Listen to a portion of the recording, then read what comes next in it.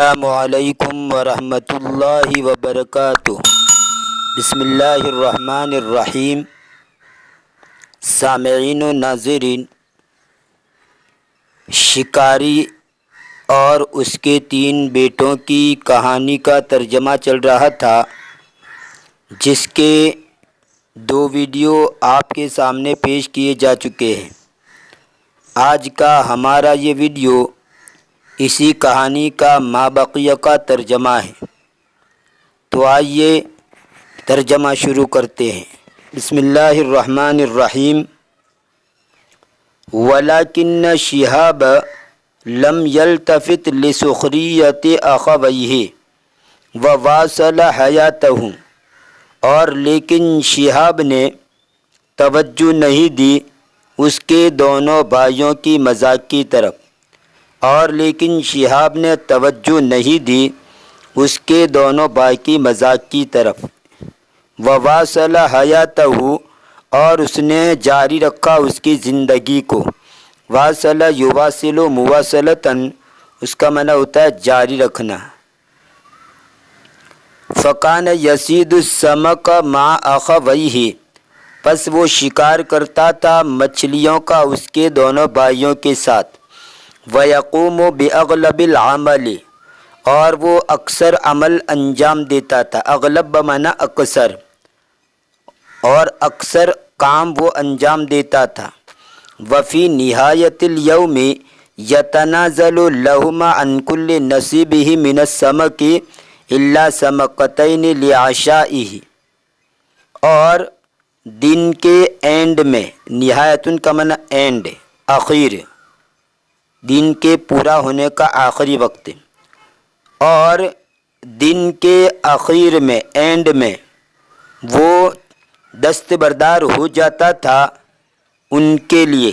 دستبردار ہو جاتا تھا یعنی چھوڑ دیتا تھا، وہ دستبردار ہو جاتا تھا ان کے لیے اس کے ہر حصے سے۔ عن کل نصیبہ من السمک، اس کا جو حصہ ہے اس پورے حصے سے، مچھلیوں میں سے، یعنی اس کا جو حصہ بنتا تھا مچھلیوں کا، وہ سب چھوڑ دیتا تھا، یعنی بھائیوں کے لیے چھوڑ دیتا تھا۔ الا سمکتین لعشائہ، مگر 2 مچھلیاں اس کے شام کے کھانے کے لیے۔ عشاء کہتے ہیں شام کے کھانے کو۔ عین کے اوپر زبر پڑھیں گے تو یہ ترجمہ ہوگا عشاء، اور اگر عین کے نیچے زیر پڑھیں گے عشاء تو اس کا معنی تو ہوگا رات کا وقت، اس لیے خاص طور پر اس کو دماغ میں رکھیے۔ عین کے زیر کے ساتھ عشاء، یہ رات کے وقت کو کہا جاتا ہے، اور عشاء رات کا جو کھانا ہوتا ہے اس کو کہا جاتا ہے شام کا کھانا، نہیں رات کا کھانا۔ وہ دستبردار ہو جاتا تھا ان کے لیے اس کے مچھلیوں کے پورے حصے سے، یعنی مچھلی کے اندر جو اس کا جو حصہ لگتا تھا، مچھلیاں جتنی اس کے حصے میں آتی تھیں وہ سب اپنے بھائیوں کے لیے چھوڑ دیتا تھا، ہاں سوائے 2 مچھلیوں کے۔ الا سمکتین، مگر 2 مچھلیاں، لعشائہ، اس کی شام کے کھانے کے لیے، یعنی صرف 2 مچھلیاں لیتا تھا۔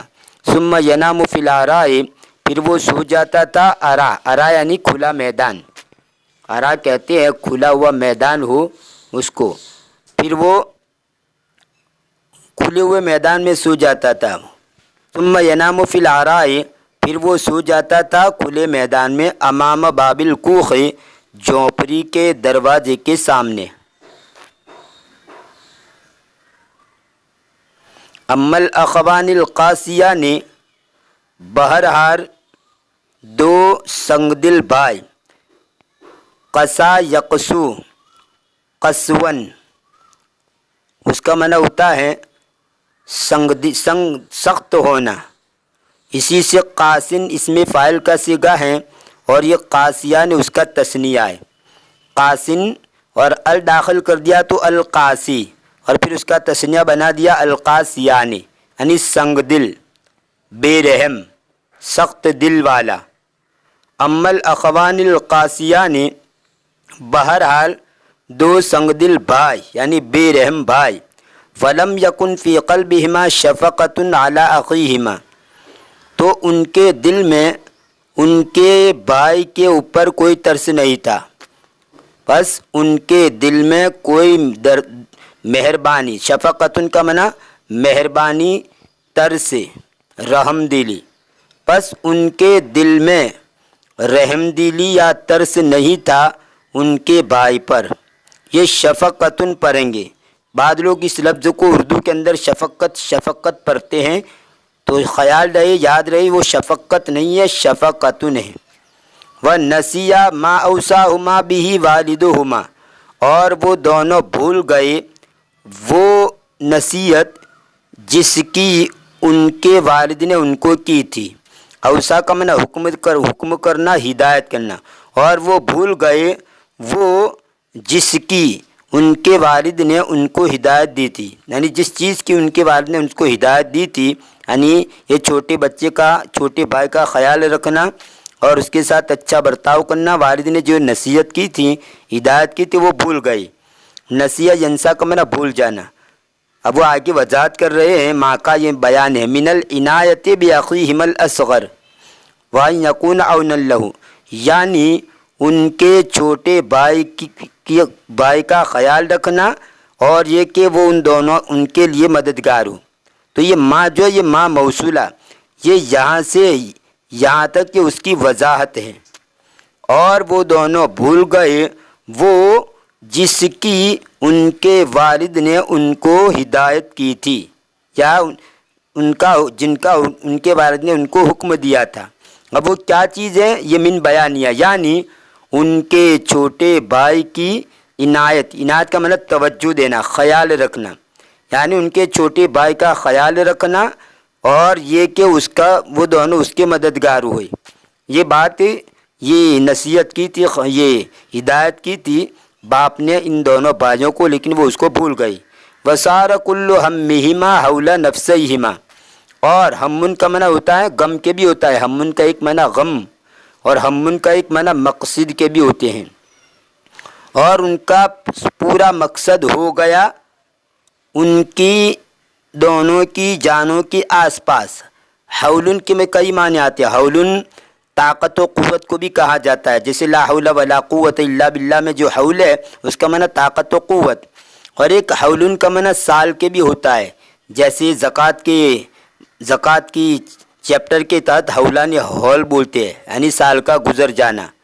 تو حولن سال کو بھی کہتے ہیں، طاقت و قوت کو بھی کہتے ہیں، اور حولن کا معنی آس پاس۔ تو یہ حول جو ہے یہ اسی معنی میں یہاں پر ان کے دونوں نفسن کا تثنیہ ہے، نفسانے، یہ حالت جری میں ہے، نفسینے پھر ان کو گرا دیا، یہ مضاف الیہ بن رہا ہے حول کا، اس لیے نفسی یعنی ان کو گرا دیا۔ اور ان کا پورا مقصد ان کی اپنی جانوں کے آس پاس ہو گیا۔ اس کا مفہوم یہ مطلب یہ ہے کہ گویا وہ اپنی جان کے بارے میں ہی صرف سوچتے تھے، ان کا پورا مقصد اپنی جان تک محدود تھا، اپنا ہی بھلا سوچتے تھے، اپنا ہی بھی نقصان سوچتے تھے، دوسروں کا بھلا ہو دوسروں کا نقصان ہو انہیں ان سے کوئی پرواہ نہیں، بس اپنی انہی کی جان کی طرف اور اپنے آپ کی طرف ہی ان کا محور تھا، اور صرف اپنے بارے میں سوچتے تھے۔ یہ اس عبارت کا مطلب ہے۔ وَأَخَذَ الْأَخُ الْأَكْبَرُ يَزْدَادُ سِمَنَةً وَحَجْمًا، اور بڑا بھائی بڑھنے لگا، سیمن اور سیمنتن، تا کے ساتھ بھی اور تا کے بغیر، اس کا معنی ہوتا ہے موٹاپا، جسم کی پھلاوٹ۔ سیمنتن یا سیمنن موٹاپا، جسم کی پھلاوٹ۔ یہ اصل میں سمین یسمنو سیمنن و سمانتن، باب سمیہ اور کرومہ سے بھی آتا ہے، سمین یسمنو اور سمون یسمونو، سیمنن و سمانتن، سمیہ اور کرومہ دونوں باب سے موٹا ہونا۔ تو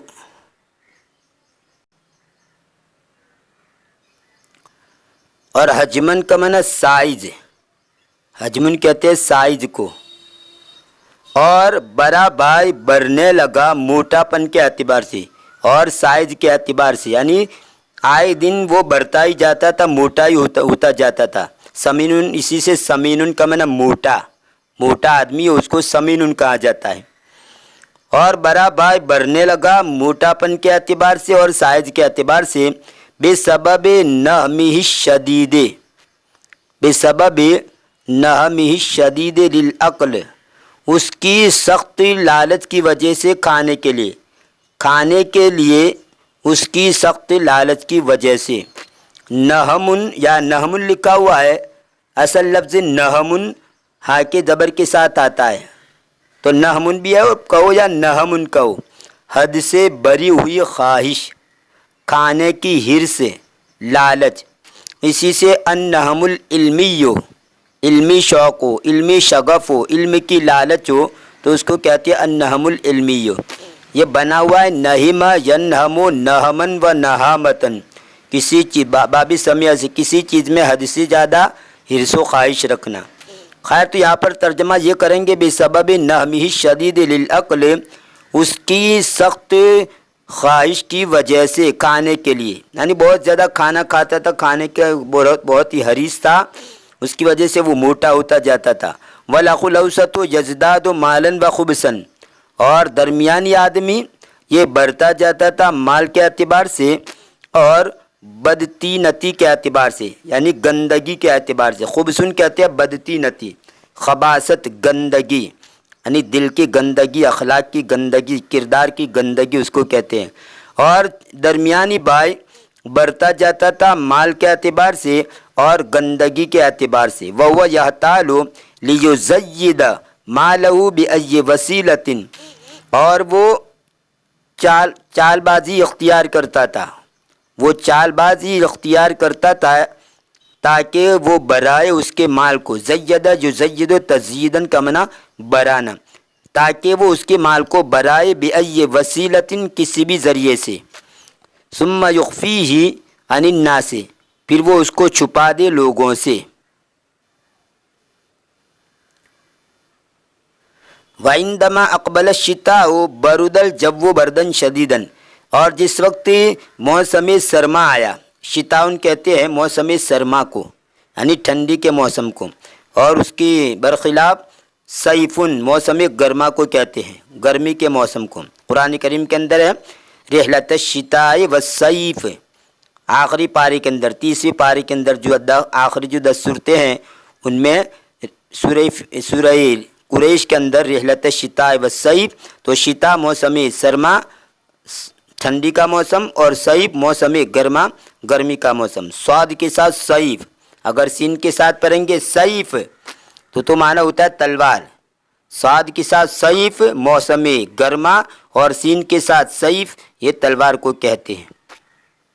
وَعِندَمَا أَقْبَلَ الشِّتَاءُ، اور جس وقت موسم گرما آیا، بَرُدَ الْجَوُّ بَرْدًا شَدِيدًا، تو موسم سخت ٹھنڈا ہو گیا۔ جوّن کہتے ہیں موسم کو، فضا کو، تو موسم سخت ٹھنڈا ہو گیا۔ وَأَمْطَرَتِ السَّمَاءُ، اور آسمان برسا، آسمان برسا مطلب آسمان کا پانی برسا، کبھی ظرف بول کر مظروف، کبھی مظروف بول کر ظرف، مکان بول کر مکین، مکین بول کر مکان مراد دیا جاتا ہے۔ تو ایک چیز کو بول کر دوسری چیز مراد لی جاتی ہے، جیسے ہم بولتے ہیں نا اردو کے اندر دنیا نے دیکھ لیا، تو دنیا کی کہاں آنکھیں ہوتی ہے، تو دنیا دیکھی، تو مطلب کیا ہے، دنیا والوں نے دیکھ لیا۔ ایسے قرآن کریم کے اندر وَاسْأَلِ الْقَرْيَةَ، قرآن میں ہے گاؤں سے پوچھے، تو گاؤں کہاں سنے گا، مطلب کیا ہے، گاؤں والوں سے پوچھیے۔ تو ایک چیز بول کر دوسری چیز مراد لی جاتی ہے۔ آپ عربی چہارم کے اندر جو کتاب پڑھائی جاتی ہے نور الانوار، اس کے اندر اس کی تفصیل سے بحث آتی ہے، جس کو علاقات کہا جاتا ہے، کہ ایک چیز بول کر دوسری چیز مراد لینا۔ اس سلسلے کے اندر کئی علاقے وہاں پر بیان کیے گئے ہیں، جن میں سے میں نے کچھ آپ کے سامنے کا مکان بول کر مکین مراد لینا، مکین بول کر مکان مراد لینا، ظرف بول کر مظروف مراد لینا، مظروف بول کر ظرف مراد لینا، یہ سب علاقے یہاں تفصیل کا موقع نہیں ہے۔ خیر تو یا وَأَمْطَرَتِ السَّمَاءُ، اور آسمان برسا، تو آسمان برسا سے مراد کیا ہے، آسمان کا پانی برسا۔ اب ایسا کیوں کیا جاتا ہے، اس کی ایک وجہ ہے، کبھی کبھی مبالغہ کرنے کے لیے، جیسے قرآن کریم کے اندر تجری من تحت الانہار کا لفظ بار بار آتا ہے، جن کے نیچے سے نہریں بہتی ہے، تو ظاہر سی بات ہے نہر تو بہتی نہیں ہے، نہر کے اندر جو پانی ہوتا ہے وہ بہتا ہے، لیکن کیا قرآن نے کس طرح استعمال کیا؟ نہریں بہتی ہے۔ تو اس کا مطلب یہ ہے کہ اتنا پانی بہتا ہے، اتنا پانی اس کے اندر بہے گا، اتنا بہے گا گویا کہ یہ نہر جو ہے وہی بہہ پڑتی ہے۔ قرآن کریم کے 7ویں پارے کے بالکل شروع کے اندر ہے وَإِذَا سَمِعُوا مَا أُنزِلَ إِلَى الرَّسُولِ تَرَىٰ أَعْيُنَهُمْ تَفِيضُ مِنَ الدَّمِ، تو دیکھے گا أَعْيُنَهُمْ ان کی آنکھوں کو، تَرَىٰ أَعْيُن تَفِيضُ جو بہہ پڑتی ہے، مِنَ الدَّمِ آنسوؤں سے۔ اب ظاہری بس اصل آنسو بہتے ہیں آنکھوں سے، آنکھوں سے آنسو بہتے ہیں، نہ کہ آنکھیں آنسوؤں سے بہتی ہے۔ ذرا دھیان دیجئے قرآن کریم کی اس آیت کے اندر تَرَىٰ أَعْيُنَهُمْ، تو ان کی آنکھوں کو دیکھے گا کہ وہ بہہ پڑتی ہے۔ تفیدو کا معنی بہہ پڑنا، فاد افیدو کا معنی بہنا، تفیدو وہ بہہ پڑتی ہے، کس سے بہہ پڑتے ہیں؟ من الدمع آنسوؤں سے۔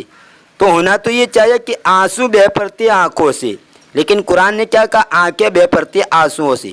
تو یہ مبالغہ بیان کرنے کے لیے، یعنی انتہائی زیادہ رونے کے لیے تعبیر استعمال ہوتی کہ بہت زیادہ روتے تھے، اتنا روتے تھے، اتنا روتے تھے۔ تو جو بہنے والی چیز ہے اس میں سے جو چیز بہتی ہے وہ بہہ جاتی تھی، جو بہنے والی چیز ہے یعنی آنسو، وہ جس سے بہتے ہیں وہ خود بہہ جاتی تھی یوں۔ حالانکہ آنکھیں تو بہہ نہیں سکتی، آنکھوں کے آنسو بہتے ہیں۔ خیر میں کوئی لمبی چوڑی تفصیل میں نہیں جاتا، یہ مستقل بحث ہیں۔ بس میں تو یہاں پر یہ جو سمجھا رہا ہوں، یہ امطرت السما جو ہے اس کے اوپر سے میں نے آپ کے فائدے کے لیے یہ بات کہہ دی۔ وَأَمْطَرَتِ السَّمَاءُ اور آسمان برسا، یعنی آسمان کا پانی برسا۔ وَأَبْرَقَتْ وَأَرْعَدَتْ اور وہ چمکا اور وہ گرجا۔ امطرت کا معنی برسا، ابرقت کا معنی چمکا، اور ارداد کا معنی گرجا ہوتا ہے نا۔ آسمان جو تے بارش ہوتی ہے تو آسمان چمکتا بھی ہے اور آسمان گرجتا بھی ہے۔ تو ابرقا یبرق ابراقن کا معنی چمکنا، اور ارعد یرعد ارعادن اس کا معنی ہوتا ہے گرجنا، لرزہ طاری ہونا۔ ایک لفظ آتا ہے ارعد لہو و ابرق، ارعد لہو و ابرق، یہ جو تعبیر ہوتی ہے وہ دھمکانے کے لیے استعمال ہوتی ہے۔ ارعد لہو و ابرق اس کا معنی دھمکایا۔ اور یہ اس لیے میں کہہ رہا ہوں کہ قصص النبیین کے غالباً تیسرے حصے کے اندر، جس کو میں ابھی پڑھا رہا ہوں، مجھے یاد پڑتا ہے فرعون کا جو قصہ چل رہا ہے، فرعون اور موسیٰ علیہ السلام کا جو قصہ چل رہا ہے بنی اسرائیل وغیرہ کا، تو وہاں پر جو ہے یہ لفظ آیا تھا ارعد لہو و ابرق۔ اس لیے میں آپ کو کہہ رہا ہوں کہ ارعد لہو و ابرق کا یہاں پر آپ ترجمہ کریں گے دھمکایا۔ یہ لفظی معنی ہر جگہ پر نہیں کیا جاتا، ہر جگہ پر آپ لفظی معنی کریں گے تو لفظی معنی نہیں کیا جا سکتا، بلکہ وہاں پر جو اس کا ترجمہ اصل جو اس کا محاورہ ہوتا ہے اس کو اس کے اعتبار سے ترجمہ کریں گے تو ارعد لہو و ابرق یہ جو تعبیر ہوتی ہے وہ دھمکانے کے لیے استعمال ہوتی ہے۔ مان لو زید نے خالد کو دھمکایا تو آپ یوں کہیں گے ارعد زید لخالد و ابرق، ارعد زید لخالد و ابرق، یعنی زید نے خالد کو دھمکایا۔ وبقیت تقسو علی حالہ من البرد والسقی ایاما کثیرۃ، اور موسم تقسن، تقسن کہا جاتا ہے موسم کو، آب و ہوا کو، رسم و رواج کو بھی کہا جاتا ہے۔ آب و ہوا، موسم اور رسم و رواج، معاشرے کے اندر جو رسم و رواج چلتے ہیں شادی بیاہ کے موقع کے اوپر، یا کوئی مر جاتا ہے اس موقع پر، یا ہر جگہ جو رسم و رواج چلتے ہیں جن کا شریعت کے اندر کوئی لینا دینا نہیں ہے، شریعت سے اس کا کوئی تعلق نہیں ہے، تو ایسے رسم و رواج کو بھی کہا جاتا ہے تقسن۔ تو تقسن آب و ہوا، موسم یا رسم و رواج۔ وبقیت تقسو علی حالی من البرد والسقی ایاما کثیرۃ، اور موسم یا آب و ہوا اس کی حالت پر باقی رہی۔ اب اس کی حالت کون سی؟ یعنی ٹھنڈا، اور اس سقی جو ہے پالا، جو شب میں یعنی رات میں آسمان سے گر کر زمین پر جم جاتا ہے، جس کا آپ برف بھی کہہ لیجئے، رات کے وقت زمین سے جو مطلب پالا گرتا ہے اور جم کر برف بن جاتا ہے، اس کو کہا جاتا ہے سقی۔ تو مطلب یہ ہوگا من البرد یعنی ٹھنڈی اور برف، ایامن کثیرتاً بہت زیادہ دنوں تک، یعنی موسم جو آب و ہوا جو تھی وہ ٹھنڈا جو موسم تھا اور برف جو پڑتی تھی وہ کئی دن تک اسی حالت پر باقی رہی۔ لم یخرج فیہا انسان للصید، کوئی انسان اس میں شکار کے لیے نہیں نکلا۔ فبقی شہاب فی مکانہ امام کوخ اخویہ، پس شہاب اس کی جگہ میں باقی رہا، ٹھہرا رہا اس کے دونوں بھائیوں کی جھونپڑی کے سامنے۔ یرتجف بردن بسبب ملابسہ القلیلۃ التی تبللت بالماء، وہ کانپ رہا تھا ٹھنڈی کی وجہ سے۔ ارتجف کا معنی تھر تھرانا، کانپنا، لرزنا، ٹھنڈی کی وجہ سے ہلنا۔ وہ تھر تھرا رہا تھا یا کانپ رہا تھا ٹھنڈی کی وجہ سے، اس کے کم کپڑوں کی وجہ سے، جو کہ پانی سے تر ہو گئی تھی۔ تبلل باب تفاعل سے بھیگ جانا، تر ہو جانا، جو تر ہو گئے تھے پانی کی وجہ سے۔ وَأَخَذَتْ مَعْدَتُهُ تَتَقَلَّصُ جُوًّا، اور اس کا معدہ سکرنے لگا تھا بھوک کی وجہ سے۔ تقلص یتقلص تقلصا، اس کا معنی ہوتا ہے سمٹنا، سکر جانا۔ تو اس کا معدہ سکر رہا تھا یا سمٹ رہا تھا بھوک کی وجہ سے، اس کا معدہ سکرنے لگا، سمٹنے لگا بھوک کی وجہ سے۔ لِأَنَّهُ لَمْ يَأْكُلْ مُنْذُ أَيَّامٍ، اس لیے کہ اس نے چند دنوں سے نہیں کھایا تھا۔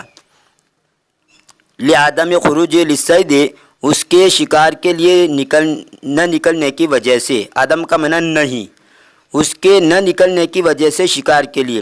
وَفَتَحَتْ، اور اس نے کھول دیا، وَفَتَحَتْ زَوْجَتُهُ الْأَخِ الْأَكْبَرِ بَابَ الْكُوخِ، اور بڑے بھائی کی بیوی نے کھول دیا باب الکوخ، جھونپڑی کا دروازہ۔ وَكَانَتْ امْرَأَةً طَيِّبَةً رَحِيمَةً، اور وہ اچھی رحم دل عورت تھی۔ فَأَشْفَقَتْ عَلَى شِهَابٍ، پس اس نے رحم کیا شہاب پر۔ اشفق یشفق، اشفاقن کا معنی رحم کرنا، ترس کھانا، اور یاد رہے اشفقہ کا ایک معنی ڈرنا کے بھی آتا ہے۔